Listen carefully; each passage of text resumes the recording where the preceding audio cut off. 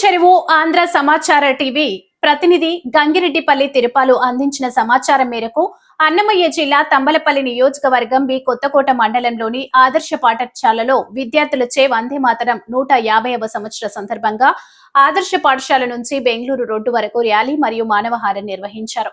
ఈ సందర్భంగా బి కొత్తకోట మండలం ఆదర్శ పాఠశాల ప్రిన్సిపల్ బిఎస్ లీషా నందిని మాట్లాడుతూ 1905వ సంవత్సరం బెంగాల్ విభజన మరియు హిందూ ముస్లింల ఐక్యత చెడగొట్టడానికి జాతీయోద్యమాన్ని బలహీనపరచడానికి బ్రిటిష్ వారు బెంగాల్ను రెండుగా విభజించడంతో బెంగాల్ విభజనకు వ్యతిరేకంగా భారతీయులు వందే మాతర ఉద్యమం చేపట్టారు. ఒక్క రోజులో దేశమంతా వందే మాతరం ప్రజల గుండెల్లో విస్తరించింది.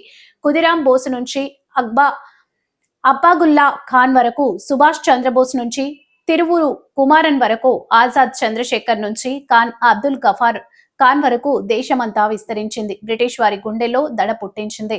బ్రిటిష్ వారు వందే మాతర గేయాన్ని నిషేధించినప్పటికీ ప్రజల గుండెల్లో నుంచి తొలగించలేకపోయారు. ఫలితంగా 1911లో బెంగాల్ విభజనను రద్దు చేయవలసి వచ్చింది. మహత్తర గీతమై ప్రజల గుండెల్లో చిరస్థాయిగా నిలిచిపోయింది. 1946వ సంవత్సరంలో royal India navy Vande Mataram అని నినదిస్తూ జాతీయ జెండాను ఆవిష్కరించారు. భారతదేశ ఏకీకరణలో వందే మాతరం స్ఫూర్తిదాయకంగా నిలిచింది. ఐకమత్యానికి ప్రత్యేకంగా నిలిచింది. ఈ కార్యక్రమంలో ఆదర్శ పాఠశాల ఉపాధ్యాయులు పద్మావతి, కనిమేలి కుమారి, రామకృష్ణ స్కౌట్ ఉపాధ్యాయులు నాగసాయి, లీలా, హనుమంతరెడ్డి, జహీర్ ఖాన్ ఉపాధ్యాయులు, పాఠశాల సిబ్బంది పాల్గొన్నారు.